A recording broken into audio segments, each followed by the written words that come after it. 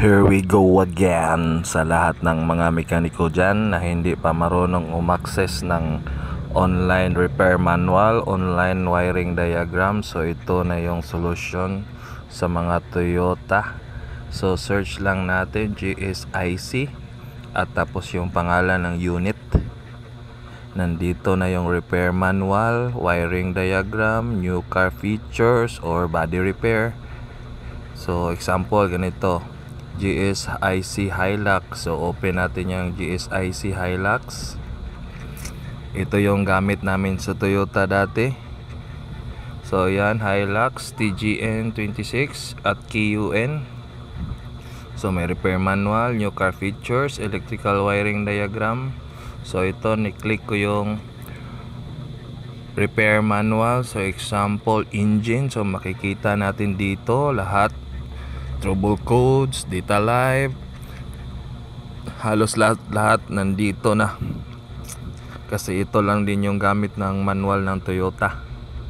So ito sa data list, kung may scanner ka at gusto mong makita ang function sa loob, so nandito.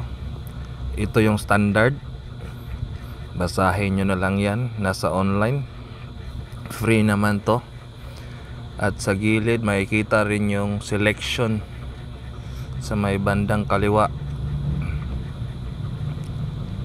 So yan, basahin na lang yan.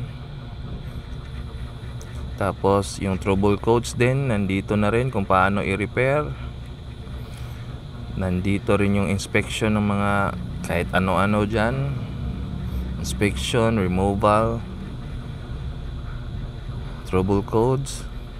Tapos yung makina pala na pinapakita natin is 1GR. Kung gusto mong hanapin yung 1KD, doon ka lang sa baba. At 2KD, diretso lang sa baba. Yon.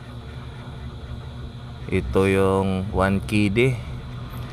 At yung 1KD ay dito magsisimula.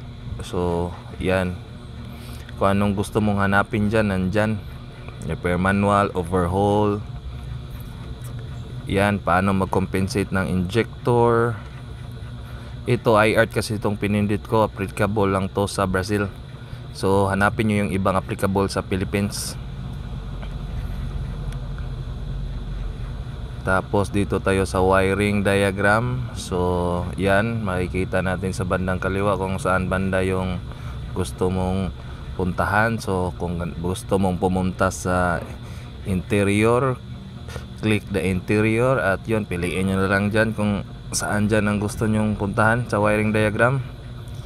At sa engine naman tayo. So nandito, select the engine, kung anong engine. So nandito na lahat yung diagram. Click open na lang. At pwede rin tong i-download para may nakasave na kayong data. Kung gusto nyo ng ganitong video, isa-isahin ko lahat ng nandun, lahat ng mga unit na pwedeng gamitan ng GSIC. Kailangan mo lang i-follow ako sa Facebook at kahit saan para ma-discuss ko lahat. Thank you.